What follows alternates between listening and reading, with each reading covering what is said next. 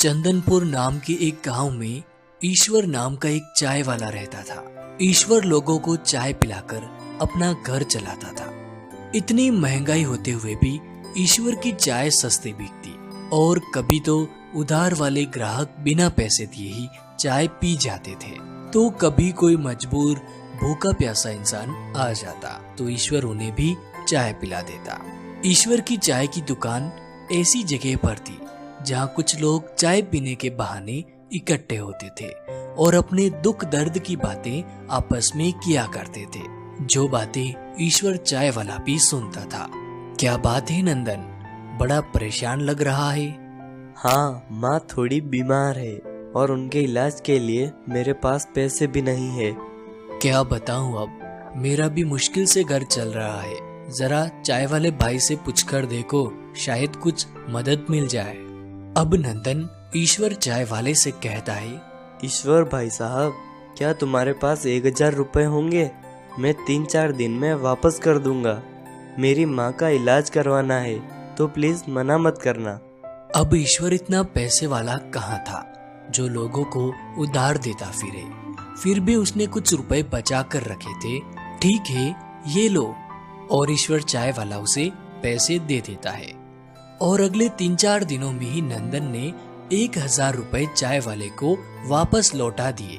अब ईश्वर पैसे लेकर अपने जेब में रखने ही वाला था कि तभी वहाँ पर एक और आदमी आ जाता है। ईश्वर भाई साहब, महेश बता रहा था कि आपने नंदन को 1000 रुपए की मदद की थी। कृपया मेरी भी 500 रुपए की मदद कर दो। मैं आज शाम को ही पैसे वापस लौटा दूंगा। अब ईश्वर ने उसे परेशानी में समझा देख 500 रुपए दे दिए और उस आदमी ने उसी दिन शाम को सच में 500 रुपए वापस लौटा दिए। धन्यवाद ईश्वर भाई साहब। अच्छा, मैं चलता हूँ। अब थोड़ी ही देर में एक वृद्ध आदमी ईश्वर की दुकान पर आता है। बेटा, नंदन ने मुझे तुम्हारे पास भेजा है। मुझे मेरी दवाइयों के लिए 1200 रुपए की आवश्यकता है। जैसे ही मेरा बेटा मुझे पैसे भेजता है, मैं तुरंत तुम्हें वापस कर दूंगा। चाचा जी, मैंने तो नंदन की यूं ही मदद कर दी थी। मेरे पास इतने पैसे कहाँ होते हैं। बेटा, ऐसा ना कहो, मुझे दवाइयों की सख्त जरूरत है। तुम मना मत करो। आप मेरे पिता समान हैं, इसलिए ये लीजिए 1200 रुपए। इन्हें आप रखिए और दवाइयाँ ले लेना। अब उस वृद्ध व्यक्ति ने पैसे लिए और चला गया।